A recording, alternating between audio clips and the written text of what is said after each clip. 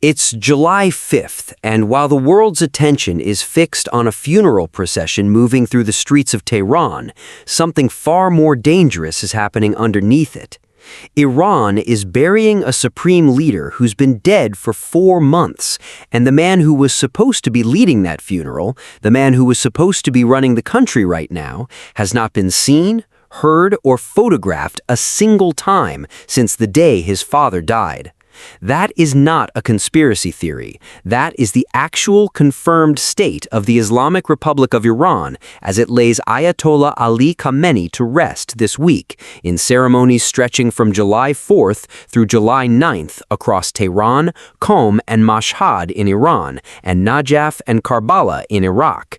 And somewhere in that fog of mourning, chanting, and state television coverage, a very specific question is hanging over the entire region. Where is Mojtaba Khamenei? Is he even capable of leading the country that just buried his father?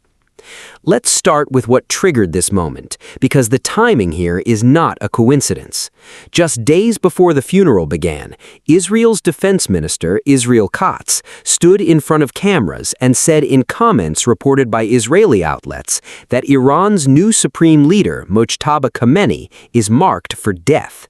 Not marked for sanctions, not marked for isolation, marked for death. That statement landed while U.S. envoys were sitting in Doha, Qatar, trying to hold together a fragile diplomatic framework with a 60-day countdown clock attached to it. Iran's foreign minister, Abbas Araghchi, responded within hours, warning of what he called an immediate and powerful response to any Israeli attack, and repeating a demand that has now become a constant refrain out of Tehran, that Washington needs to restrain its own ally. That request alone tells you something important.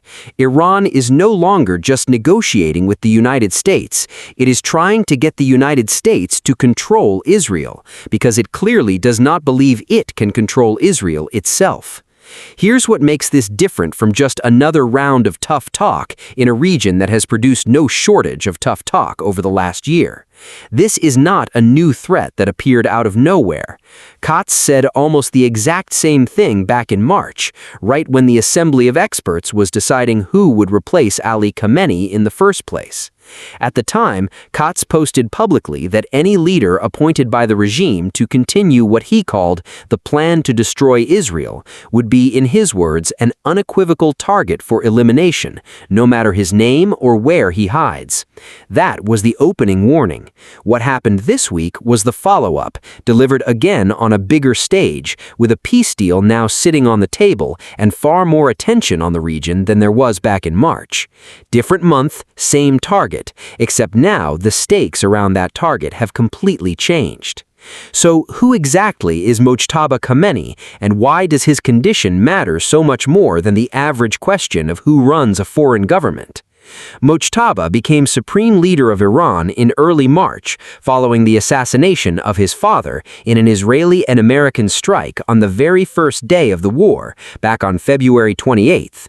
From the moment he was named, something was off, and it has stayed off ever since. His first statement as the new supreme leader was not delivered by him. It was read aloud by a television news anchor.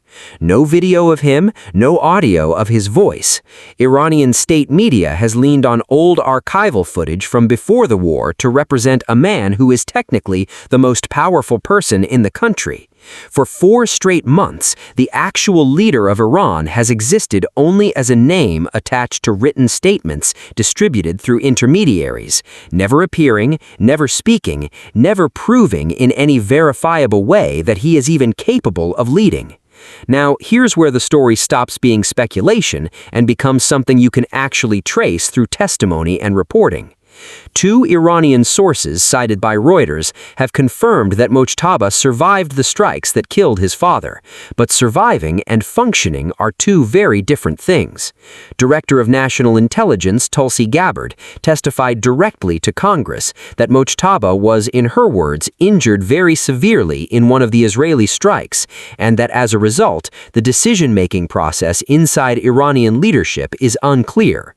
When a member of Congress pressed her on whether the United States is now less certain about the intentions of Iran's leadership than it was 2 months earlier, Gabbard agreed that assessment was accurate. That is not a YouTube commentator speculating. That is the country's top intelligence official, under oath, telling elected lawmakers that Washington does not have a clear picture of who is actually making decisions inside Tehran right now. Multiple reports have indicated Mojtaba is believed to be wounded in the same strike that killed his father, his mother, and his wife.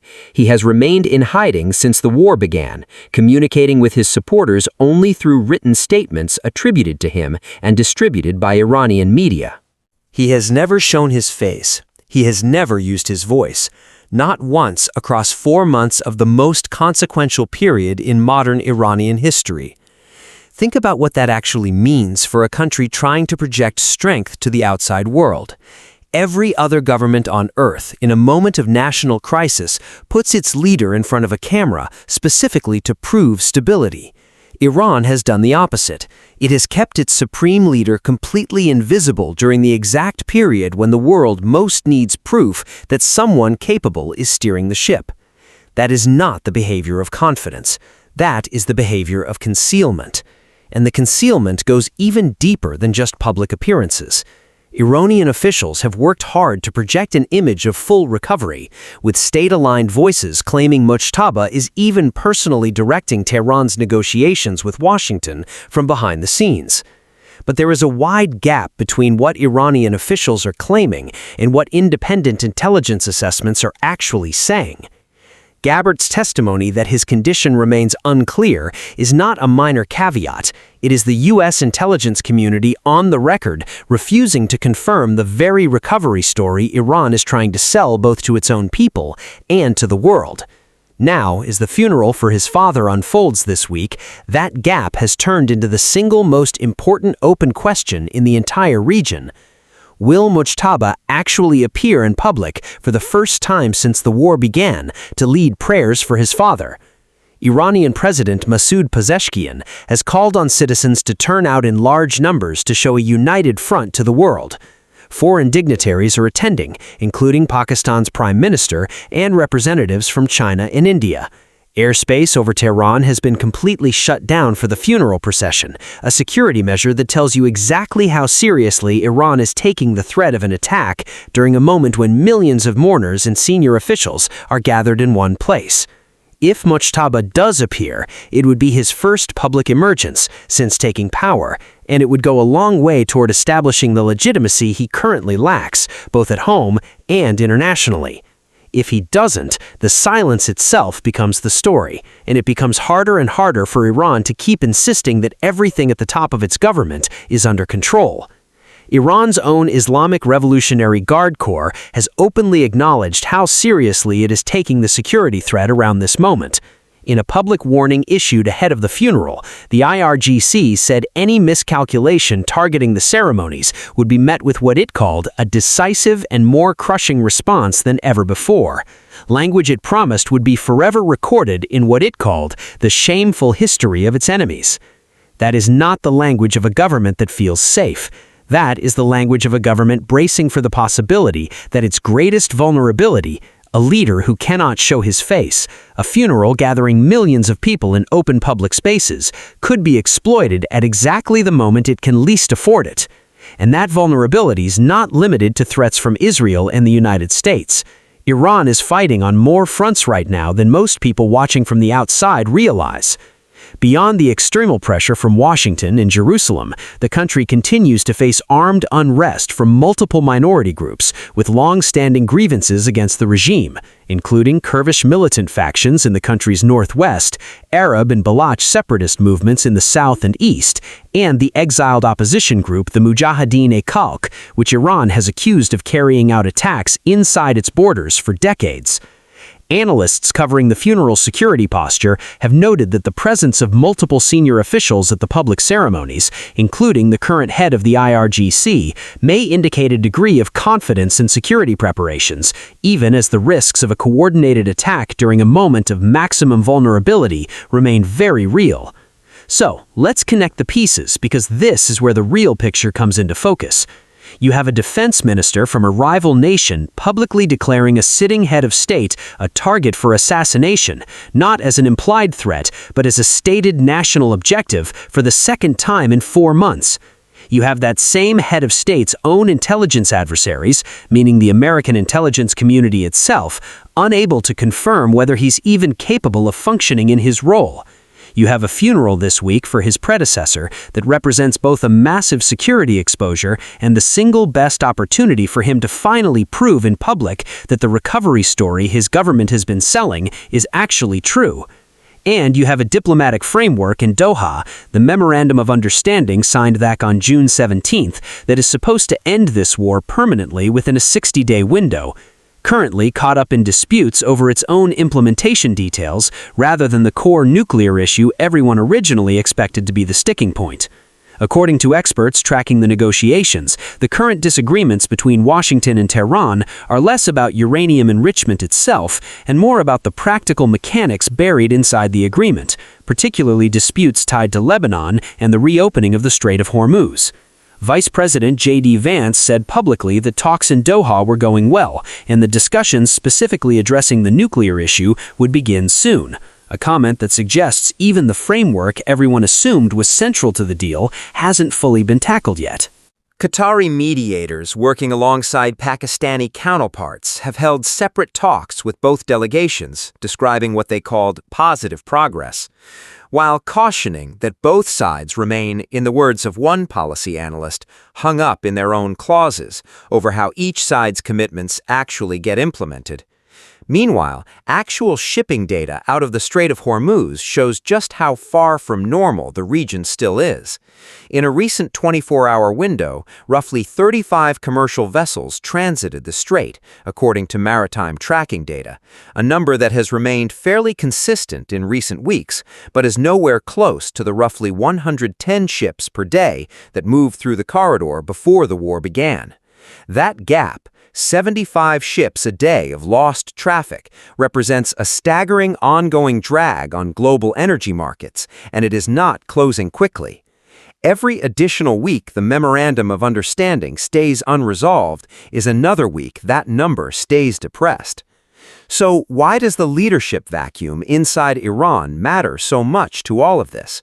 Because a Memorandum of Understanding is only as durable as the government capable of actually enforcing it.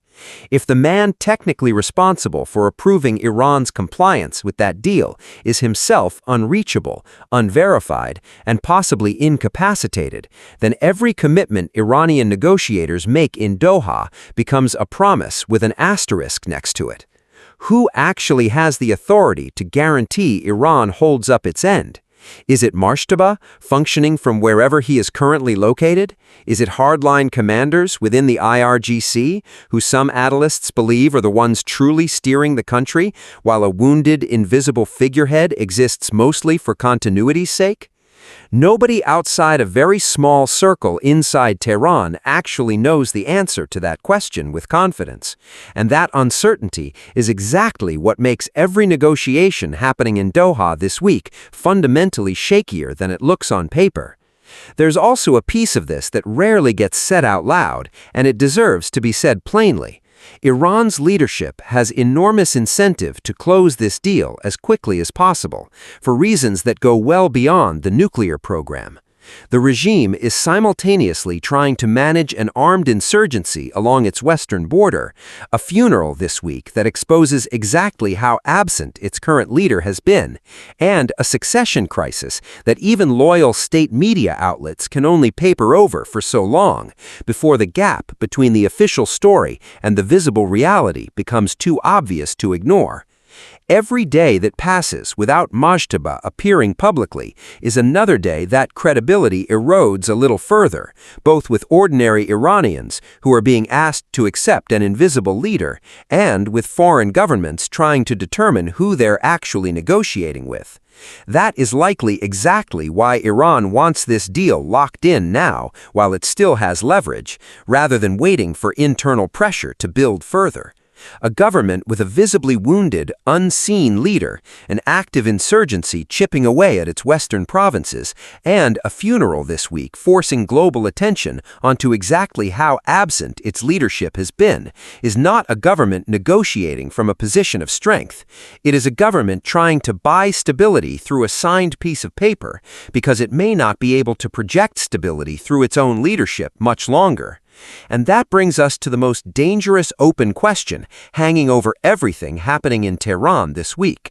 Katz didn't issue his warning as an offhand comment. He issued it as a double-down repetition of a threat he first made back in March, at a moment when the entire world's attention is focused on a mass public gathering that Mojtaba may finally choose to attend. If he does appear for the first time in 4 months in front of the largest crowd Iran has assembled since the war began, it will be simultaneously the moment his government has been building toward, and the single highest risk moment of exposure since he took power. Every intelligence service watching this conflict knows that. So does Iran, which is precisely why Tehran's airspace has been sealed for the procession, and why the IRGC has issued its most explicit public warning yet about the consequences of any attempt to target the country during this window. Nobody outside a small circle in Tehran currently knows whether Mojtaba will step out from behind 4 months of silence this week, or whether the man technically running Iran will remain, once again, a voice read by a news anchor rather than a face the world can actually see.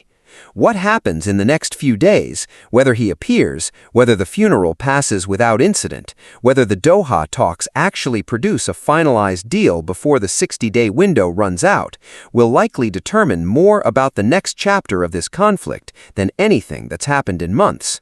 The ceasefire is holding today. The negotiations are continuing today. But underneath both of those facts sits a government led, at least on paper, by a man nobody outside Iran has verified is even capable of leading, at the exact moment the entire world is watching to see if he shows up at all.